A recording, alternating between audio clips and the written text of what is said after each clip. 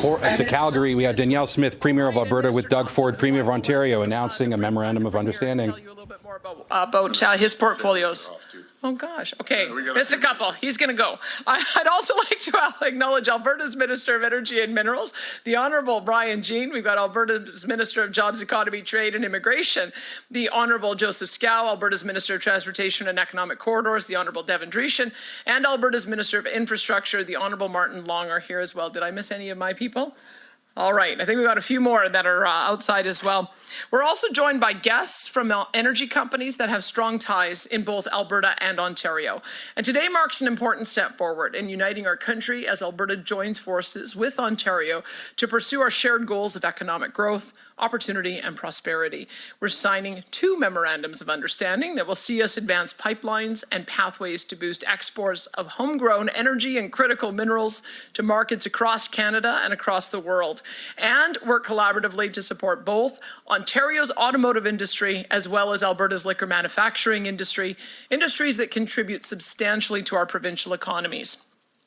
The first of these agreements formalizes our commitment to working together to maximize the economic value of Canada's energy resources and enhance Canada's energy security and global competitiveness.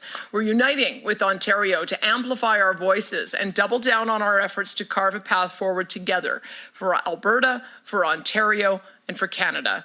Through this agreement, we'll work together to explore ways to improve networks and corridors that better connect our energy and critical minerals to markets here at home, as well as international markets around the globe.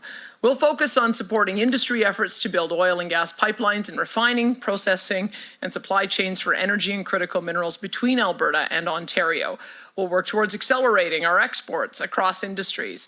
And that means we're seeking to add more rail lines to increase capacity and enhance access to ports, including to sites in James Bay and Southern Ontario.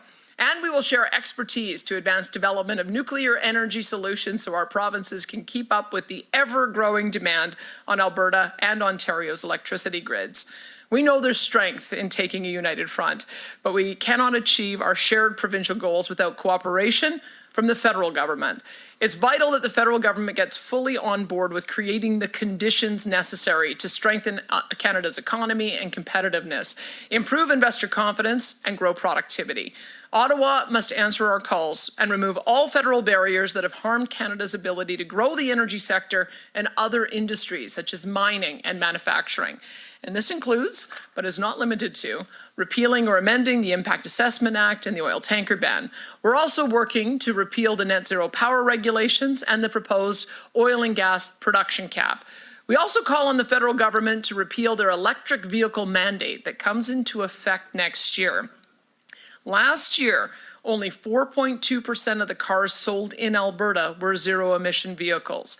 And the federal government's EV mandate says that 20% of cars sold in 2026 must be zero-emissions vehicles. We buy about 200,000 cars, so that would be about 40,000 cars. So we would have to buy nearly every single zero-emission vehicle manufactured in Ontario last year to hit the 20% target, and we're just one province.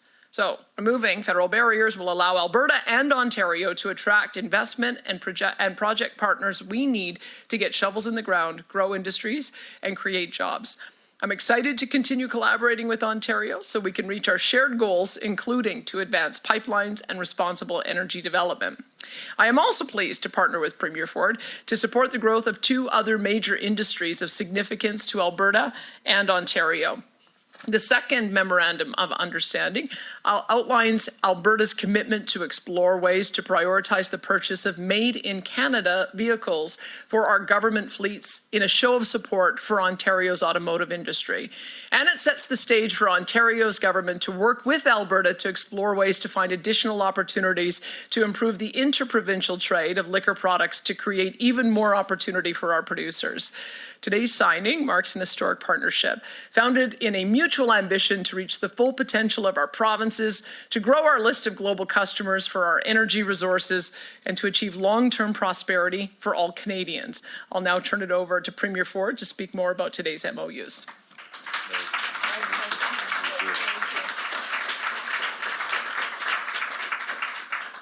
Well, good morning, everyone. And boy, I've had a great time here in Alberta, and I love Calgary and the people here.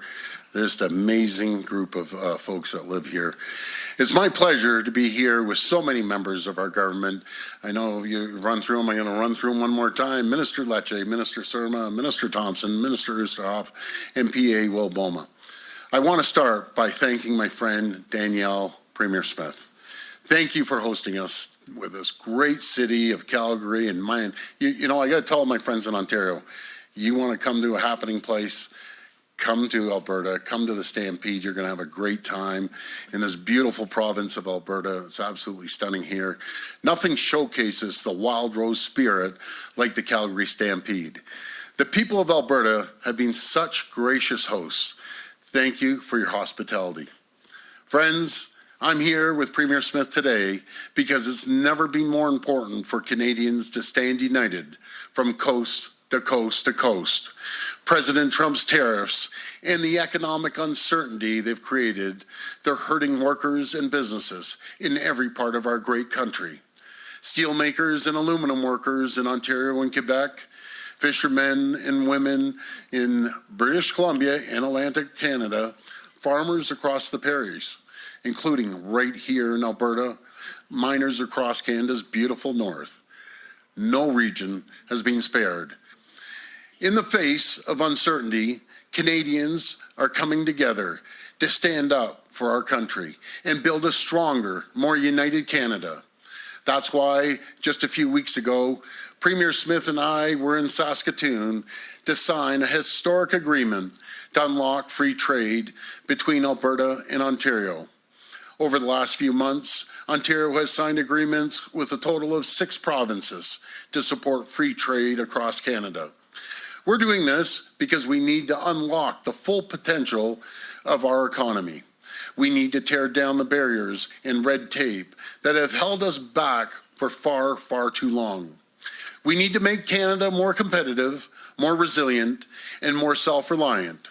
We need to build the future for Canada where we can proudly stand tall, strong, united, and independent, so we can stand up to President Trump's tariffs and anything else that comes our way.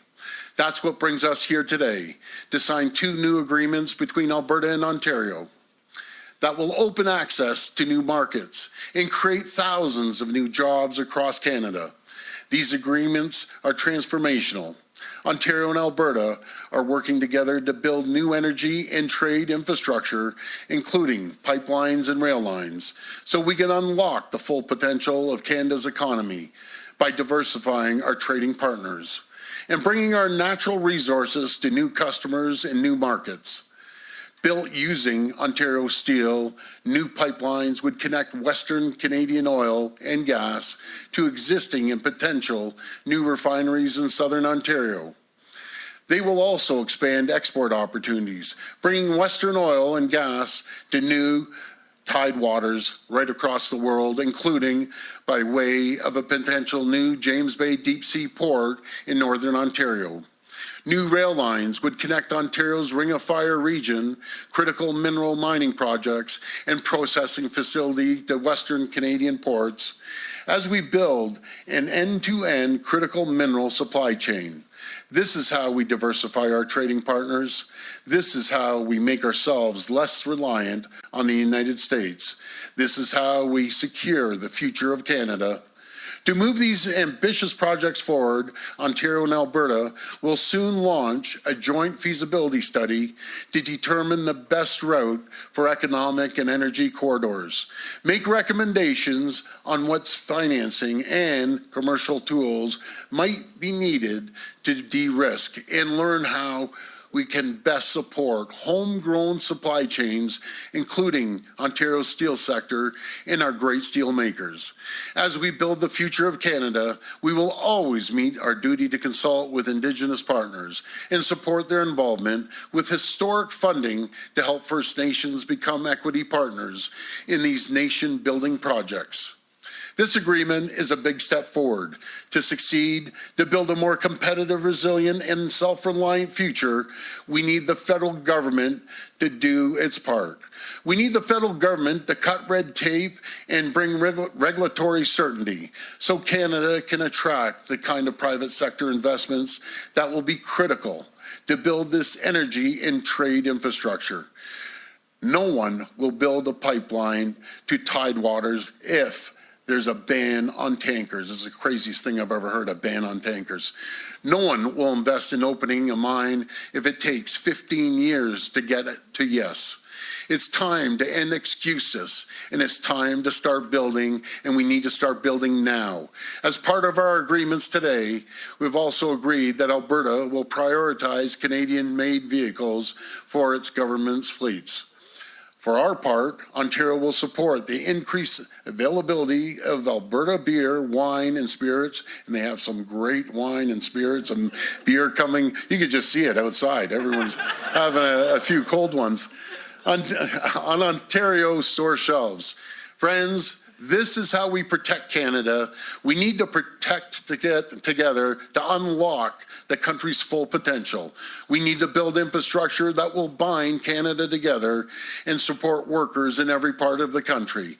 We need to respect and celebrate every province, every territory, and do everything in our power to help workers, businesses, and communities thrive.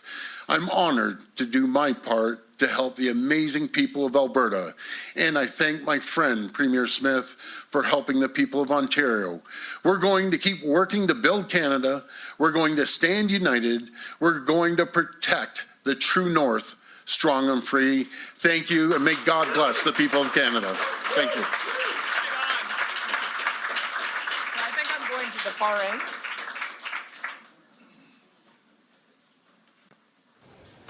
All right, we've been watching, and we still will continue watching as the provincial leaders of Alberta and our province, Ontario, Doug Ford and Danielle Smith, set to sign 2 memorandums of understanding right now. You can see the pens are hitting paper as I speak. Let's go through a little bit about what they said, because as much as memorandums of understanding do provide a framework for what could happen, these are agreements essentially in principle. And if you look at what is actually they just outlined they are looking to do, there's nothing here that is concrete. We need to start there. This is formalizing, as they put, and uniting the exploration, quote, of ways to find new corridors for oil and other energy exports.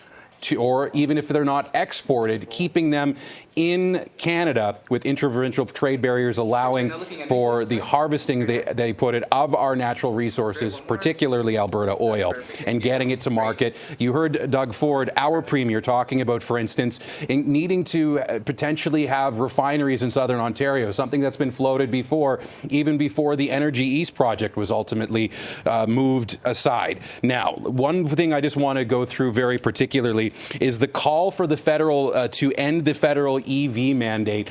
Let's not forget that the Premier of Ontario, not even 2 years ago, was among those that was at one of the EV plant's announcements. There was the Volkswagen, and then there was also one coming from Honda that's been put on hold.